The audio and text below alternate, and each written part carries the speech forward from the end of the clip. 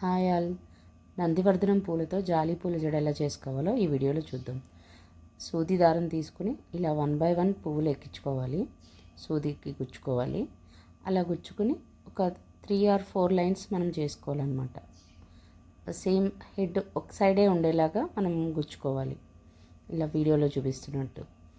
నేనైతే ఇక్కడ 4 లైన్స్ తీసుకున్నానండి. మన ఇష్టం, 3 or 4 లైన్స్, కొంతమంది 5 లైన్స్ కూడా తీసుకుంటారు. అకార్డింగ్లీ మన హెయిర్ లెంత్ ఆర్ విడ్త్ని బట్టి మనం చూస్ చేసుకోవాలన్నమాట. నేను ఇక్కడ 4 లైన్స్ తీసుకుని ఈ 4 లైన్స్ని బ్లాక్ కలర్ థ్రెడ్కి అటాచ్ చేసుకున్నానండి. ఇలా అటాచ్ చేసుకోవాలి. ఇలా అటాచ్ చేసుకోవడం వల్ల ఏమవుతుందంటే ఆ బ్లాక్ థ్రెడ్ తోటి మనం హెయిర్కి కట్టుకోవడానికి ఈజీగా ఉంటుంది. అలాగే ఈ మధ్యలో మనం ఫ్లవర్స్ తోటి అల్లుకునేప్పుడు కదలకుండా ఉంటాయి అన్నమాట లైన్స్ అనేవి. అందుకని ఇలా బ్లాక్ థ్రెడ్కి నేను అటాచ్ చేసుకుని ప్లాస్టర్ తోటి సెక్యూర్ చేశాను.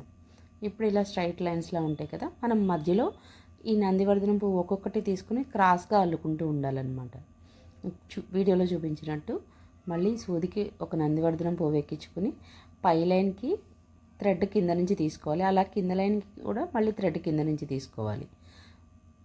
పైన సైడ్కి క్రాస్గా తీసుకోవాలన్నమాట. పై లైన్ కింద లైన్ 2 అటాచ్ చేస్తూ మనం అల్లుకుంటూ రావాలి. ఇలా వీడియోలో చూపించినట్టు అల్లుకోవాలి క్రాస్గా. అటు సైడ్ ఒకటి, ఇటు సైడ్ ఒకటి.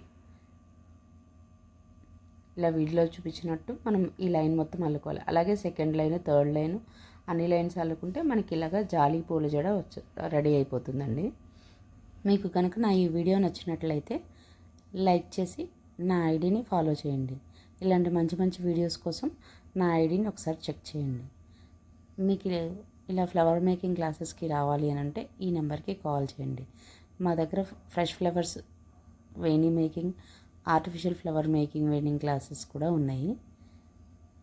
ఒకసారి మాతో కాంటాక్ట్ అవ్వండి. Thank you.